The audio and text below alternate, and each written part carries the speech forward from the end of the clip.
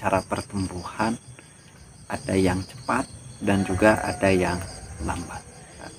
Dua jenis rumput menurut pengalaman saya, yang mana si rumput ini bisa dikatakan rumput yang paling cepat dan juga rumput yang paling lambat. Kalau misalkan untuk rumput, tentunya mempunyai kekurangan dan kelebihan ya, baik itu dari segi pertumbuhan, produktivitas, kandungan nutrisinya. Rumput itu punya karakteristik tersendiri.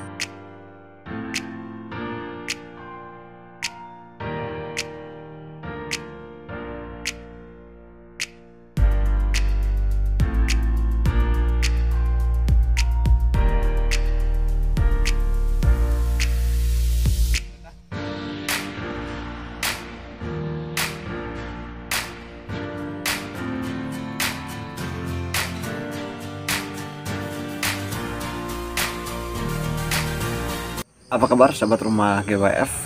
Panjang umur, hal-hal baik panjang umur pertanian. Perkenalkan, saya Deriana, owner dari rumah GWF. Kali ini saya akan membahas terkait tentang rumput yang secara pertumbuhan ada yang cepat dan juga ada yang lambat. Dan untuk saat ini saya ada dua jenis rumput menurut pengalaman saya, yang mana si rumput ini bisa dikatakan rumput yang paling cepat dan juga rumput yang paling lambat. Nah, berdasarkan pengalaman saya sendiri, bahwa karena banyak yang bertanya terkait tentang apa sih om rumput yang paling cepat, ataupun bagaimana terkait tentang kekurangan dan kelebihannya. Oke sahabat rumah GWF, kalau misalkan untuk rumput, tentunya mempunyai kekurangan dan kelebihan ya, baik itu dari segi pertumbuhan, produktivitas, ataupun kandungan nutrisinya. Dan semua rumput itu mempunyai kekurangan dan kelebihannya.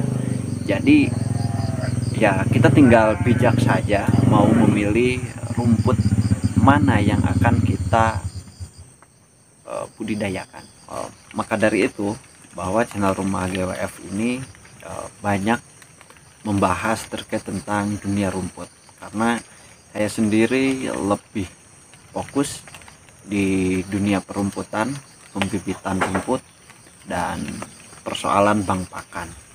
Begitupun juga saya sendiri peternak domba ya, walaupun ya adalah untuk saat ini 38 ekoran. Dan untuk ternak domba ini sudah saya sampaikan bahwa dengan pola semi tradisional. Tapi di lain waktu saya akan bikin sendiri terkait tentang channel peternak domba dengan pola saya sendiri. Nah sahabat rumah GWF, ada dua jenis rumput yang mana itu pengalaman saya sendiri, bahwa yang paling cepat pertumbuhan itu adalah rumput Starya. Jadi Starya ini awalnya lebih awal daripada Odot untuk pengembangan di daerah kami. Jadi Odot ini menurut saya ya masih cukup baru pengembangan di daerah kami ya. Starya itu udah dari dulu. Pas waktu saya kecil pun udah ada si rumput Starya ini. Nah, si Starya ini banyak dibudidayakan, dikembangkan oleh para peternak lokal yang ada di daerah saya, biasanya di pinggiran sawah, disebutnya di galengan ataupun di pinggir-pinggir pertanian. Starya ini dia mempunyai keunggulan secara pertumbuhan itu lebih cepat, apalagi pas waktu musim hujan itu 25 hari menurut saya dan pengalaman saya itu udah bisa dipanen. Dengan catatan dari awal penanaman kita menggunakan tanam dari akar, dan untuk secara tekstur tanah, kegemburan tanah juga itu perlu dimaksimalkan. Begitupun dengan rumput yang lain, walaupun misalkan kegemburan tanah secara pemupukan juga dimaksimalkan, tapi ya tetap namanya rumput, kalau misalkan udah dari sananya dia lambat ya tetap lambat saja. Kalau misalkan Starya ini yang menjadi pembeda adalah secara pertumbuhan, dia lebih cepat. Kalau misalkan untuk usia standar katakanlah 35 hari nyampe 40 hari dari awal tanam ya, dengan catatan penanaman dari akar, itu bisa dipanen. Karena untuk pengembangan ataupun penanaman rumput Starya ini pada umumnya memang dari akar. Karena kalau dari batang itu gak bakal maksimal, saya yakin gak bakal maksimal. Nah, si Starya ini cuman agak kekurangannya ya dari tingkat produksi, karena Starya itu rumput yang pendek, paling tinggi itu sebahu saya, karena memang saya tanam untuk bibit, jadi tingginya bisa nyampe ya kurang lebih sebahu saya, katakanlah 130 cm ataupun 120 cm. Itu udah usia kurang lebih 3 bulan. Nah, untuk usia 3 bulan ini si rumput Starya dengan keadaan si kandungan tanahnya, unsur haranya bagus, dalam usia 3 bulan itu udah terlalu tua. Kenapa? Karena dia si batangnya itu semakin keras. Nah, ketika memang si batangnya nanti semakin keras, untuk kesukaan domba itu tidak terlalu suka. Jadi si batangnya ini biasanya tidak dimakan oleh domba, terkecuali dengan catatan pakai mesin cacah. Makanya untuk penanaman rumput Starya dari awal tanam dengan dari akar penanamannya itu katakan 35 hari udah maksimal banget, apalagi pas waktu musim hujan.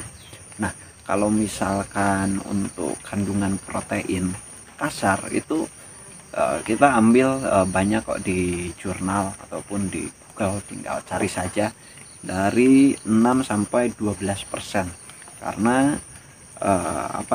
interval ataupun dari pemanenan usia 30 hari, 45 hari sampai 60 hari tentunya itu akan berkurang juga terhadap kandungan nutrisinya.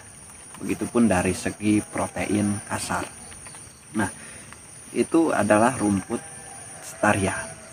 Sedangkan rumput yang paling lambat itu adalah rumput Guatemala.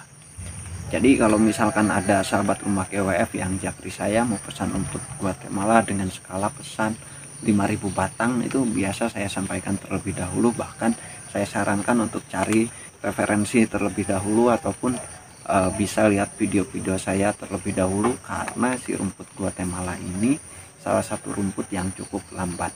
Jadi kalau misalkan untuk budidayakan dengan skala yang cukup besar, itu si rumput Guatemala otomatis ketika si pertumbuhannya agak lambat, maka akan mempengaruhi ketersediaan bahan pakan kita.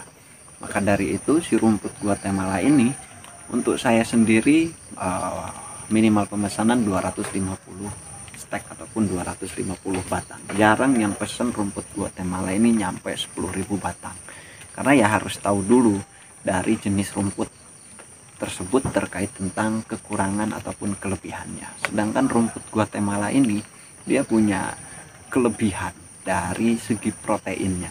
Kalau misalkan dari segi protein kasar, ini sebelumnya sudah saya bahas, itu ada dari Proceeding, hasil seminar kayak gitu, Ibu Nur Aisyah, tinggal dicek aja lah terkait tentang kandungan protein kasar. Dari analisis kadar protein kasarnya itu nyampe 22%. Nah, untuk rumput Guatemala, jadi ada dua jenis rumput, yang mana si rumput Guatemala dan juga rumput Starya. Starya ini yang paling cepat, Guatemala ini yang paling lambat di antara semua jenis ya. Saya kan tanam kurang lebih ada 10, kurang lebih lah ada 10 jenis rumput, dan yang paling lambat itu Starya, yang paling cepat itu rumput Guatemala.